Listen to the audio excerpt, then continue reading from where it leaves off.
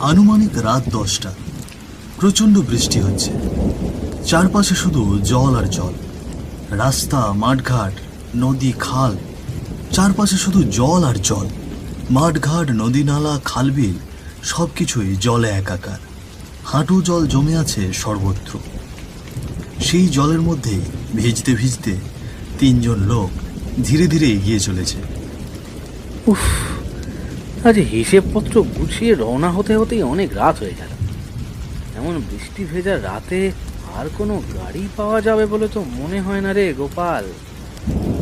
জলের যা দশা, রাস্তাঘাট সব একেবারে ডুবে গেছে। এমন ঝমঝমে বৃষ্টিতে কে আর গাড়ি নিয়ে নামবে বল? হ্যাঁ রে, বড়ই চিন্তার বিষয়।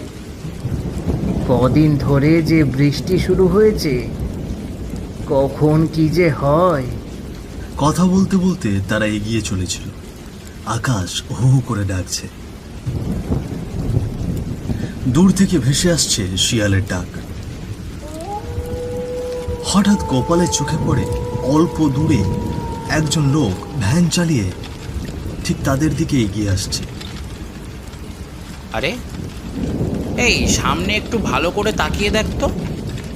মনে হচ্ছে না মাধব কাকা আমাদের দিকেই ভ্যান নিয়ে আসছে?